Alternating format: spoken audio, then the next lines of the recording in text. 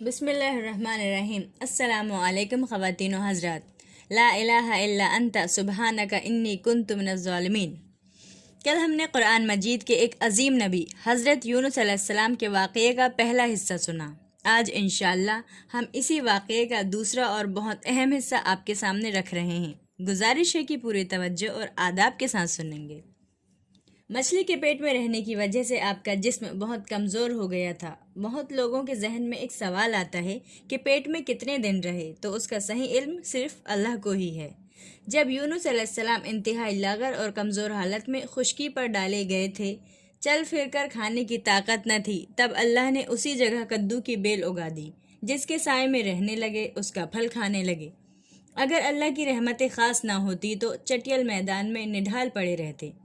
کچھ دن گزرنے کے بعد اس بیل کی جڑ کو ایک کیڑے نے کاٹ لیا، جس کی وجہ سے جڑ سوکھنے لگی۔ اس پر یونس علیہ السلام بہت رنجیدہ ہوئے اور ایک دم اداس ہو گئے۔ اللہ اس سے یونس علیہ السلام کو سمجھانا چاہتے تھے۔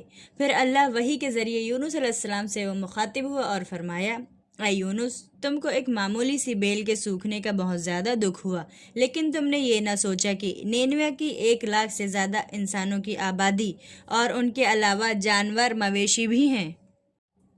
ان سب کو برباد کرنے میں کیا ہمیں تکلیف نہیں ہوتی؟ کیا ہم اپنی مخلوق سے اتنی محبت نہیں کرتے جتنا تمہیں اس بیل سے ہوئی ہے؟ تم قوم کی ہلاکت کے لیے بد دعا دے کر ان کے بیچ سے نکل آئے۔ ایک نبی کی یہ شان نہیں ہے کہ وہ اپنی قوم کے لیے بد دعا کرے اور وحی کا انتظار کیے بنا سخت غصے کے ساتھ ان سے دور نکل جائے۔ ادھر اللہ نے ایک بیل کے ذریعے یونس علیہ السلام کو سمجھایا، ادھر نینوا والوں کو بھی سچے نبی کا یقین دلانے کے لیے عذاب کے کچھ آثار نمودار کر دیے۔ لوگوں کو یقین ہو گیا کہ یونس علیہ السلام سچے پیغمبر ہیں۔ عذاب کی بد دعا دے کر ہم سے دور ہو گئے ہیں، اب ہم لوگوں کی ہلاکت یقینی ہے۔ یہ سوچ کر بادشاہ سے لے کر عام پبلک تک سب ڈر خوف سے کانپنے لگے۔ یونس علیہ السلام کو تلاش کرنے لگے کہ اب ان کے ہاتھ پر بیعت کر کے اسلام قبول کر لیں گے، لیکن یونس علیہ السلام نہیں ملے۔ تب ساری آبادی گھروں کو چھوڑ کر باہر میدان میں آ گئی، اپنے ساتھ اپنے مویشی جانور بھی لے آئے۔ سب مل کر اللہ سے توبہ استغفار کرنے لگے، گڑ گڑا کر دعا مانگنے لگے، اے اللہ، یونس علیہ السلام جو تیرا پیغام لائے تھے، ہم اس کی تصدیق کرتے ہیں اور اس پر ایمان لاتے ہیں۔ ہم صرف تیری ہی عبادت کریں گے، تیرے ساتھ کسی کو شریک نہیں کریں گے۔ اللہ نے ان کی دعا قبول فرمائی اور پوری قوم سے عذاب ٹال دیا۔ وہ سب ایمان کی دولت سے مالا مال ہو گئے، ہنسی خوشی اپنے گھروں کو واپس ہوئے اور یونس علیہ السلام کے آنے کا انتظار کرنے لگے۔ اب ادھر دیکھتے ہیں، یونس علیہ السلام مچھلی کے پیٹ سے نکلنے کے بعد جب چلنے پھرنے کے قابل ہوئے تو اللہ نے ان کی نبوت کا بلند مقام بحال کر دیا اور اپنے پیارے بندوں میں پہلے کی طرح شامل کر لیا۔ اللہ کے حکم سے دوبارہ اپنی قوم نینوا میں واپس آئے۔ لوگوں نے ان کو دیکھا تو بے حد خوش ہوئے۔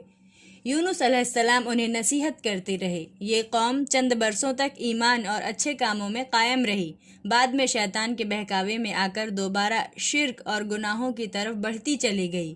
یہاں ایک خاص بات یاد رکھنے کی ہے، عذاب کے آثار کو دیکھ کر یونس علیہ السلام کی قوم ڈر گئی اور سچے دل سے توبہ کر کے ایمان لے آئی اور اللہ سے ڈر کے توبہ کیا، جسے اللہ نے قبول کر کے ان پر سے عذاب ٹال دیا۔